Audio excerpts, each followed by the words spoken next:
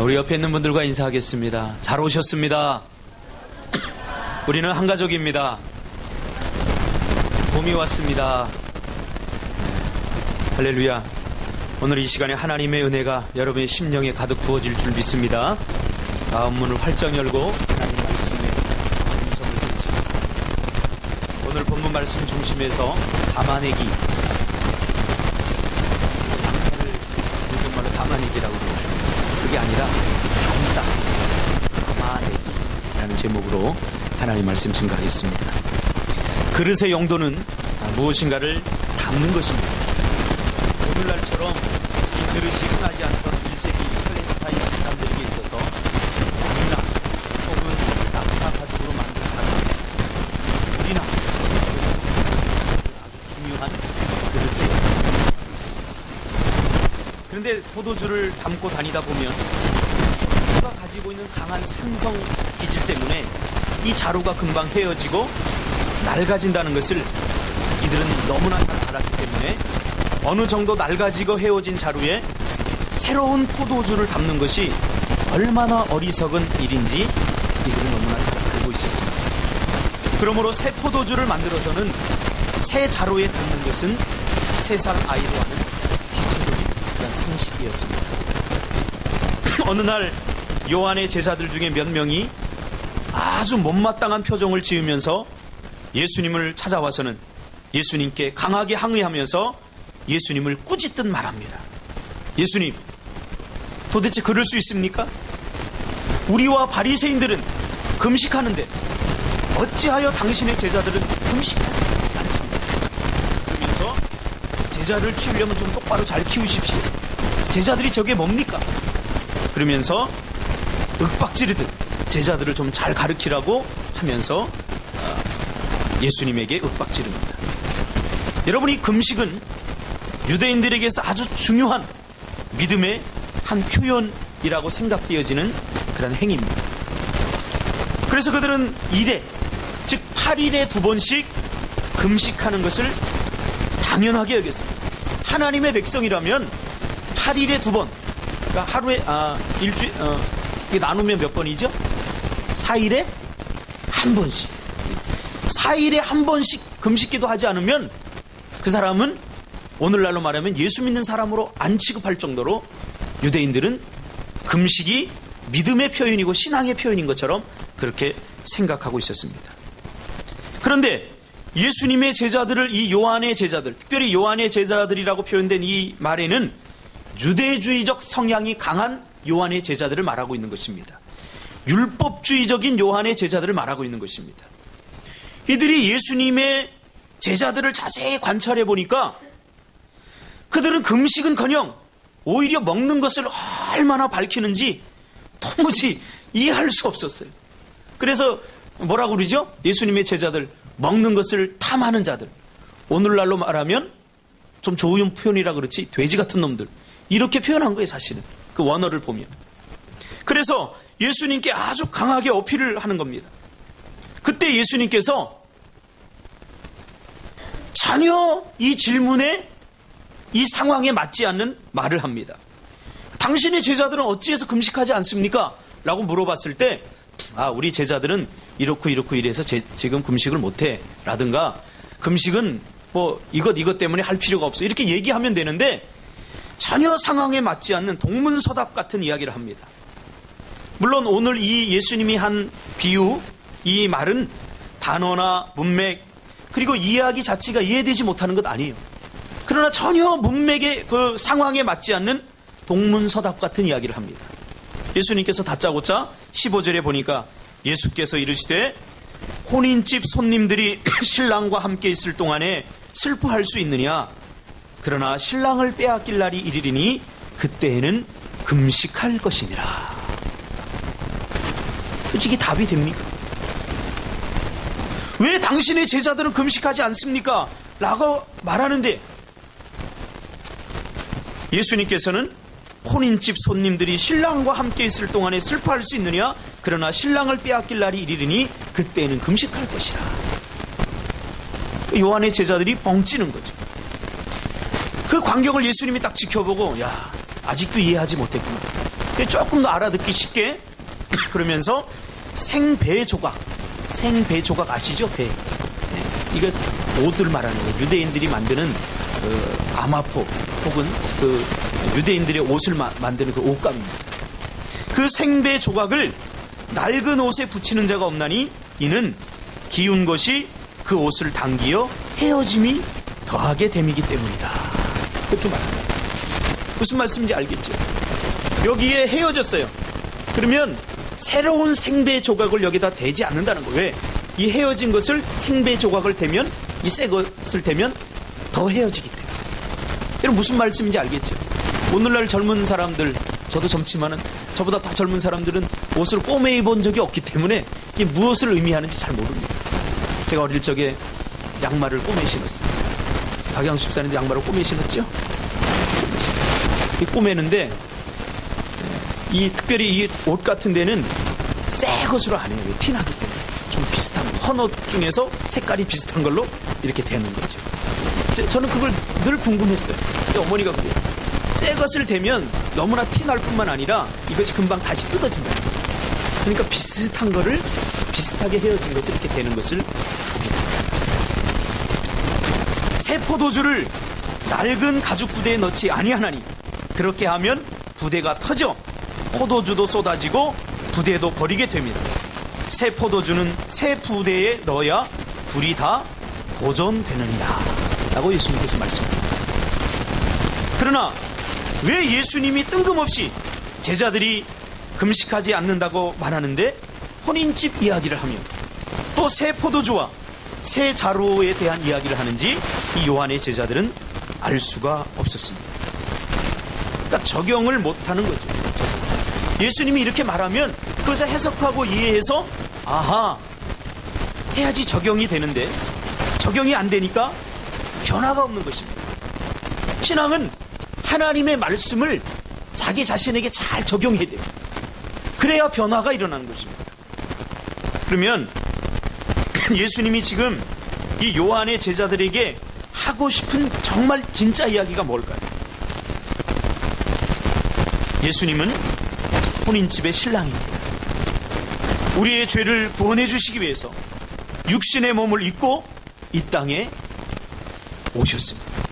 오시면서 예수님이 이 땅에 2000년 전에 오시면서 이 땅은 바로 혼인집이 되어버린 겁니다. 그래서 신랑 되신 예수님이 가는 곳마다 거룩한 잔치가 열려지지 않습니까? 그렇죠? 병든 자가 낫고 여러분 생각해 보세요. 38년 된 병자가 나오면 그 집이 곧 잔치집이 아니겠습니까? 죽었던 나사로가 살아났다면 그 집에 잔치가 열리지 않겠습니까? 배고픈 사람들 5,000명을 먹이고 12광주리가 나갔다면 그 집이 바로 잔치집이 아니겠습니까? 그러니까 예수님께서 이 땅에 오셔서 가는 곳마다 병든 자가 낫고 죽은 자가 살아나고 먹을 것이 없는 곳에 오병이의 기적이 일어나는 예수님이 가는 곳마다 가는 장소마다 만나는 사람들마다 혼인잔치가 열리는 겁니다. 매일 잔치가 일어나니까 슬퍼할 수 있습니까? 없습니까? 슬퍼할 짬이 없는 거예요. 슬퍼할래야 슬퍼할 짬이 없는 거예요. 그 이야기를 예수님이 하고 있는 거예요. 문제로 인해 근심하고 염려하며 슬픔이 가득 차 있던 곳이 신랑 되신 예수님이 찾아가니까 그것이 곧 잔치집으로 바뀌더라는 겁니다. 그래서 예수님이 야 혼인집 손님들이 신랑과 함께 있을 동안에 슬퍼할 수 있겠느냐? 라고 지금 예수님께서 말씀하고 있는 거죠. 여러분 예수님께서 이 땅에 오시면서 이미 새로운 은혜의 시대가 시작된 겁니다. 율법 시대가 지나가고 예수님이 초림하면서 그때부터 은혜의 시대가 시작된 거예요. 이미 옛 방법, 율법의 방법, 옛 방식을 뛰어넘는 새로운 시대, 율법이 지배하는 시대가 아니라 은혜가 지배하는 시대가 열렸다는 것을 지금 예수님께서 선언하고 계신 거죠. 율법의 역할도 결국 하나님의 은혜로 인도하는 것입니다. 율법을 주신 목적이 율법이 우리를 구원할 수 없어요. 율법은 우리의 죄를 깨닫게 할 뿐이에요. 율법은 우리가 얼마나 불가능한 인생들인가를 발견하게 하는 역할이 바로 율법이에요. 법의 역할이에요. 그래서 유대인들이 율법을 지키려고 힘쓰고 애쓰고 하다가 결국 율법대로 사는 것이 불가능하구나, 이것을 깨닫게 됩니다. 그렇게 깨닫게 되는 사람은 결국 하나님의 은혜를 구할 수밖에 없어요. 여러분, 우리 신앙생활도 마찬가지예요. 우리가 교회 생활 하다 보면 처음에는 율법주의적인 요소들이 많습니다. 왜? 내가 과거에 예수 믿기 전에 그 구습들이 남아있기 때문에 그래요. 그래서 내 열심으로 신앙생활 하려고 합니다. 내 노력으로 하려고 합니다. 그러다가 부딪히는 것이 뭔지 아세요? 더 힘들어요. 더 고달파요. 그때 여러분, 하나님의 은혜 시대가 열린 타이밍입니다. 그러니까 율법의 역할은 바로 그러한 역할이에요. 율법을 아무리 지키려고 해도 지킬 수 없어. 그런데 하나님께서 야, 너희들 율법을 지킴으로써 구원받는 것이 아니라 구원은 내가 주는 은혜로 받는 거야. 할렐루야. 여러분, 이것이 축복입니다. 이것이.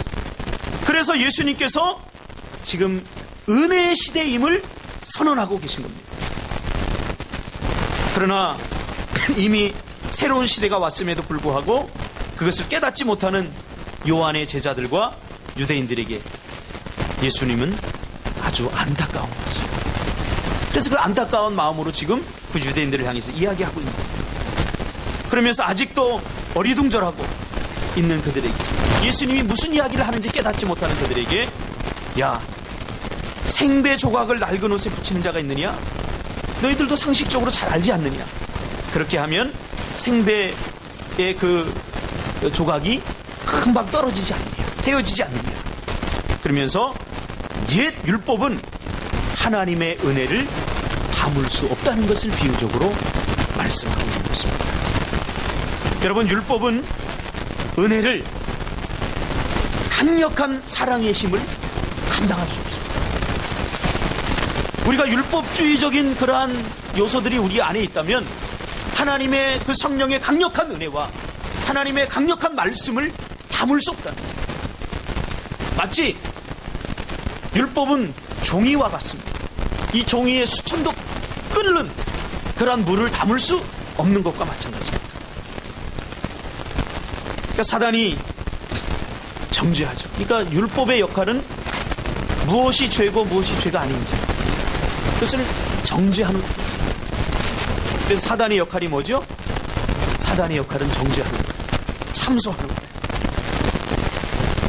그런데 하나님은 뭐예요? 그럼에도 불구하고 우리를 사랑합니다. 우리가 죄인임에도 불구하고 하나님은 우리를 그래도 사랑합니다. 그러니까 사단이 아무리 율법을 가지고 이거 죄야, 너 이 죄 졌어, 저 죄 졌어, 그러면서 계속 정죄합니다. 너 술 먹었잖아, 너 담배 폈잖아, 너 뭐 성적으로 범했잖아. 계속해서 사단은 우리를 정죄합니다. 율법을 통해서. 근데 하나님은 뭐라고 그러죠? 그래도 나 죄 사랑해. 그래도 난 죄를 사랑한다니까. 여러분, 이것이 은혜예요. 지금 우리가 사는 이 시대는 율법에 의해서 정죄받는 시대가 아니라 그럼에도 불구하고 하나님이 용서해 주시는 은혜의 시대가 왔다는 것을 예수님께서 선포하십니다. 그런데 이들은 여전히 그것도 모르고 자꾸 율법이라고 하는 방식과 옛 습관, 옛날 생각에 사로잡혀서 새로운 예수님을 담으려고 하니까 이게 담겨지지 않아요. 그러니까 자꾸 예수님이 하시는 일에 대해서 못마땅하게 생각하고 비난하고 비판을 하면서 정죄하더라는 것입니다. 그래서 예수님은 계속해서 이야기를 합니다. 그러나 이제 신랑이 빼앗길 날이 오구나. 즉 예수님이 십자가에 달려 돌아가시고 더 이상 내가 너희와 함께하지 못할 날이 올 것이다. 그러나 그때에는 너희에게 성령을 보내주실 것이다 하는 것을 암묵적으로 예수님께서 이야기합니다. 즉 예수님께서 초림하실 때 내가 육신의 몸으로 너희와 함께 할 때는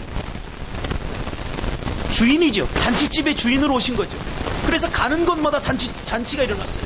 병든 자가 일어나고 고통당하는 자들이 회복을 받고 치유를 받고 그래서 예수님이 가는 곳마다 잔치집이었어요. 그러나 이 신랑을 빼앗길 때가 온다. 신랑을 빼앗긴다. 뭐로 의미하죠? 십자가에 달려 죽으실 날이 온다. 그리고 나면 이제 성령 시대가 임합니다. 이젠 예수님이 주인이 아니라 성령께서 다스리시고 성령께서 인도하시는 그런 성령 시대가 온다. 예수님이 십자가에 달려 죽으시면서 하늘로 승천하시면서 새로운 시대가 열리는데 그 시대가 바로 성령 시대. 바로 지금 이 시대를 말합니다. 이 말은 사도행전 2장에 와서야 우리가 비로소 이해하게 됩니다. 사도행전 2장 1절에서 13절까지 보면 예수님께서 120문도에게 혹은 500여 사람들에게 예루살렘을 떠나지 말고 기다리라, 그렇게 이야기합니다. 그들이 이 예수님의 말을 듣고 예루살렘을 떠나지 않고 기다리다가 성령의 강력한 임재를 경험합니다. 그것이 사도행전 2장에 나옵니다. 성령께서 얼마나 강력하게 역사하는지 12절에 보니까, 2장 12절에 보니까 다 놀라서 당황했다고 말합니다. 막 방언이 터집니다. 막 놀라운 역사가 일어납니다. 그 광경을 보고 다른 사람들이 뭐라고 하냐면, 야, 저들이 새 술에 취해. 여기서 말하는 새 술은 오늘 본문에 나오는 새 포도주 같아. 새 술에 취했다. 이렇게 말한 것은 여러분 절대 우연이 아닙니다. 필연적 우연입니다. 그러니까 이 새 술이 의미하는 것은, 새 포도주가 의미하는 것은 성령입니다. 이 성령은 율법이라고 하는 그릇에는 담길 수 없습니다. 즉 율법에 얽매여 있는 이 유대주의자들, 그들은 성령의 강력한 은혜와 능력을 담지 못한다는 것입니다. 성령을 담기에는 이미 너무 낡아서 성령이 담기면 터져버립니다. 여러분, 지금은 성령 시대입니다. 성령께서 강력하게 역사하시며 성령께서 당신의 백성들을 인도하시는 그러한 시대입니다. 과거에는 율법이 하나님의 은혜까지 인도했다는 거예요. 예수님이 오셔서 우리에게 은혜를 베풀어 주시는 신랑 되신 예수님께서 육신의 몸을 입고 온 은혜 시대가 있습니다. 지금은 성령께서 역사하시는 성령의 시대입니다. 그런데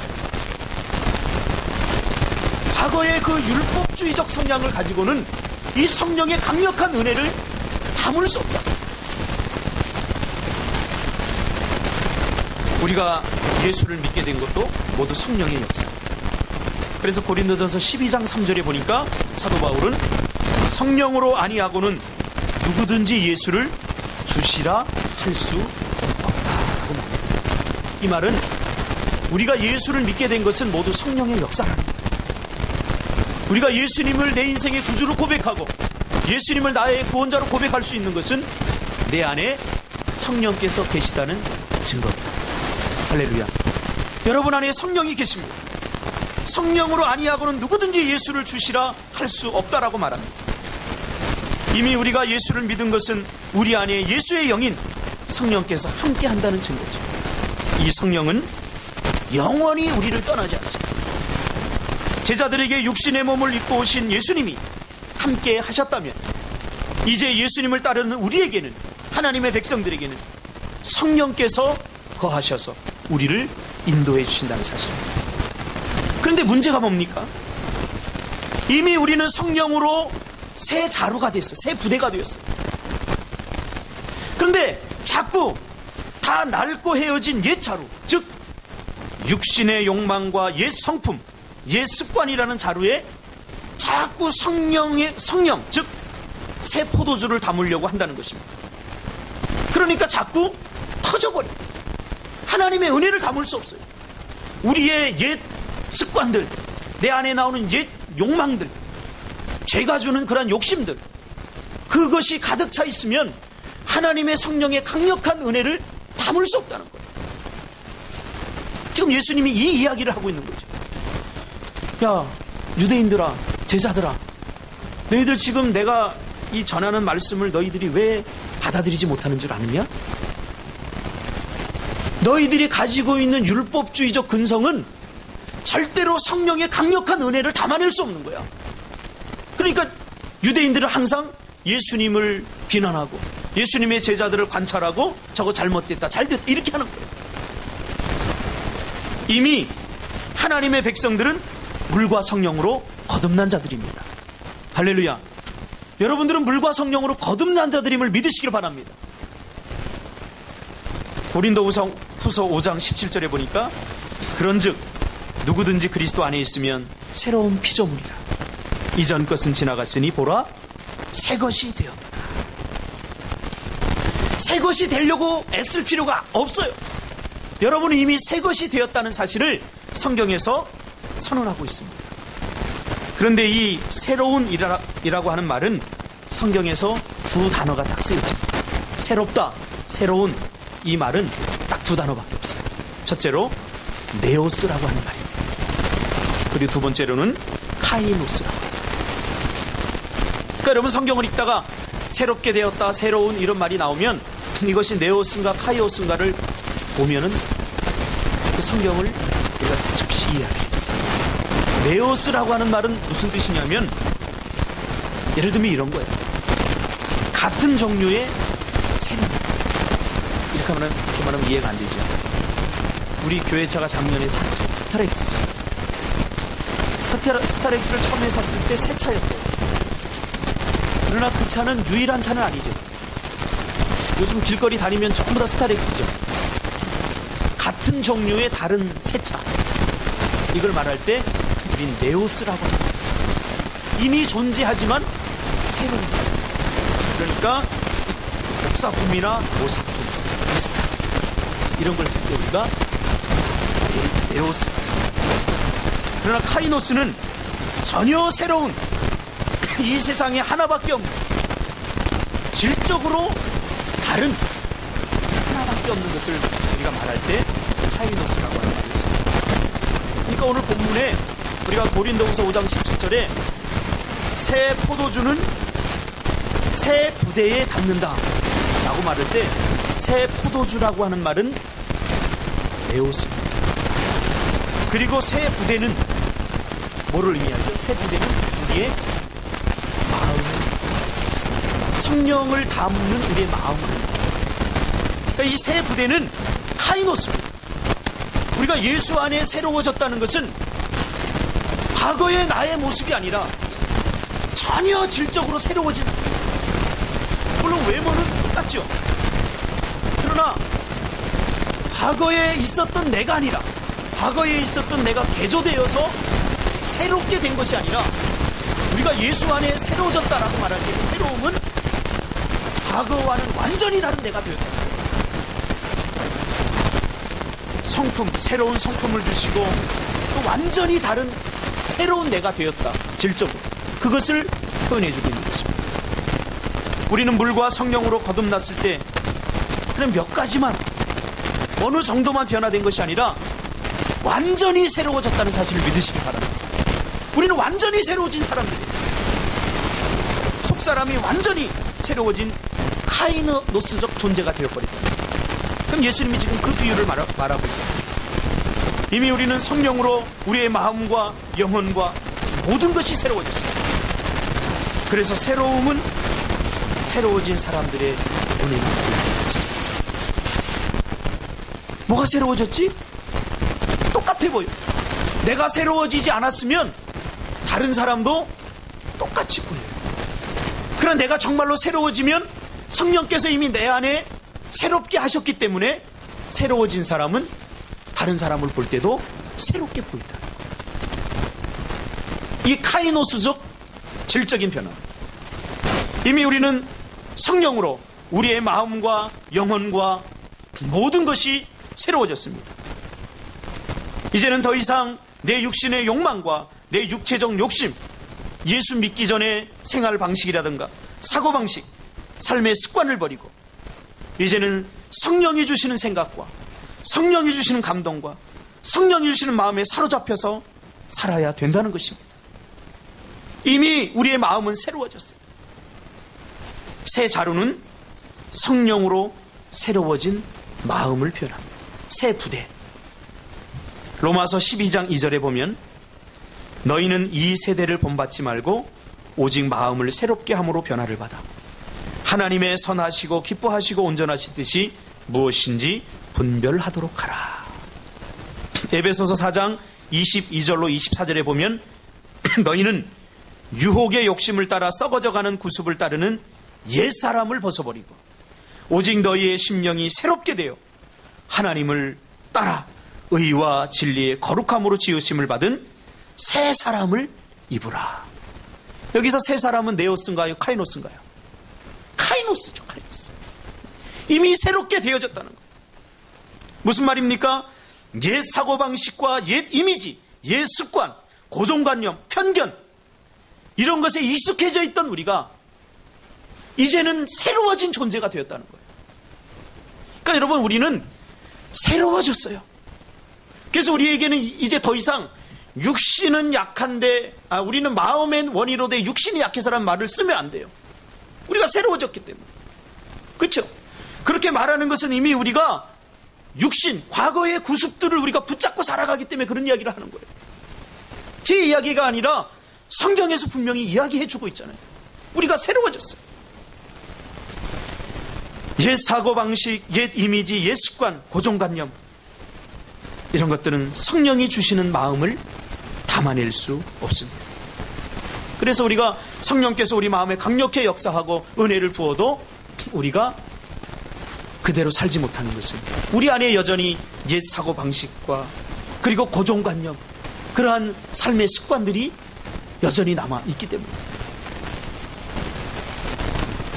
이미 우리는 새 그릇이 되었는데 자꾸 옛날 그릇을 사용하려고 하니까 하나님의 은혜를 담아낼 수 없고 자꾸 헤어지게 되고 자꾸 터져버리는 거예요. 그래서 은혜를 받기는 받고 또 말씀을 들으면 은혜를 받고 또 찬양을 부르면 은혜를 받는데 금방 터져버려요. 왜? 옛 구습에 담겨져 있습니다. 옛 그릇에 담으니까 성령의 강력한 은혜를 감당할 수 없는 거예요. 그러니까 금방 터져버려요.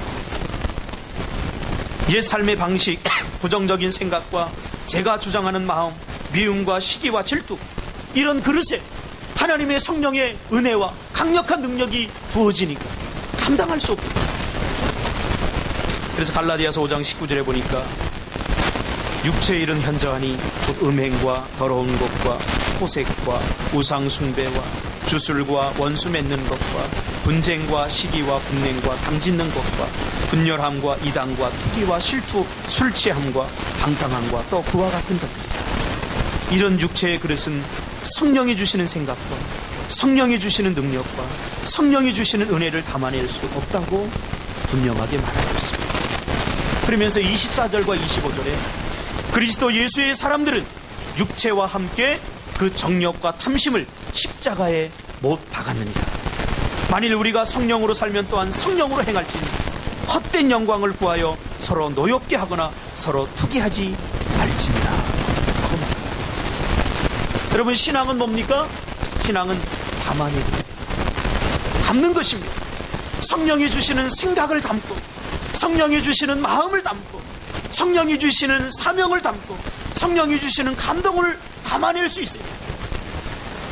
그것이 담기지 않으면 우리는 하나님의 백성답게 살 수 없습니다. 성령으로 거듭나지 아니한 옛 사고 방식과 옛 습관 옛 모습으로는 성령의 그 거룩하고 뜨거운 역사를 우리가 담아낼 수 없습니다. 초대교회 성도들은 물과 성령으로 거듭나고 그리고 그 위에 부어지는 성령의 강력한 은혜를 담아냈습니다. 그 담아낸 은혜가 유대와 사마리아와 온 예루살렘 땅끝까지 이르러 전파된 것입니다. 여러분 생각해 보세요. 이 담겨지지 않으면 은혜의 통로가 될 수 없어요. 물이 새어버린 물을 어디에다 줄 수 있겠습니까? 성령의 역사를 자꾸 육체적 자루에 담으려고 하니까 여러분 철 아시죠? 이 철이 얼마나 딱딱해요? 이 딱딱한 철이 온도 몇 도에 녹는지 아십니까?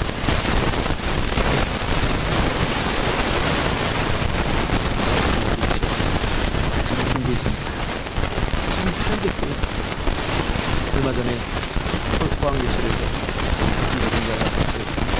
용광로에 빠져서 춤을 추고 들어가면 우리 사람은 그냥 그대로 그냥 가. 그만큼 뜨거워. 1800도 철을 녹이는 이 녹는 철이 1800도. 그런데 이 뜨겁게 1800도로 다루어진 그 물을 담아내는 이것이 뭐죠? 용광로 혹은 오로라. 이 용광로는 1800도 이상의 뜨거운 열기를 견뎌낼 수 있게끔 여러 가지 금속과 또 흙을 섞어서 그렇게 만든다고 합니다. 그러니까 1800도를 견뎌내는 철만이 또 다른 1800도의 열기에 녹아져 내리는 쇳물을 담을 수 있는 거죠. 성령도 마찬가지입니다. 우리가 물과 성령으로 거듭난 자만이 또 다른 성령의 능력을 담아낼 수 있습니다. 저는 그것을 자주 느낍니다. 성령께서 역사하지 않는 게 아니에요. 기도할 때마다 성령께서 역사합니다. 우리가 예배할 때마다 성령께서 역사합니다. 은혜로 부어주십니다. 그러나 그것을 우리가 담아내기에는 우리가 너무나 세상적이에요. 너무나 옛 생활 방식과 아직도 죄의 영향력 아래서 성령이 임하지만 너무나 성령의 역사가 강하니까 우리의 육체로 이루어진 그릇들이 그냥 헤어져 버리고 사라져 버리고.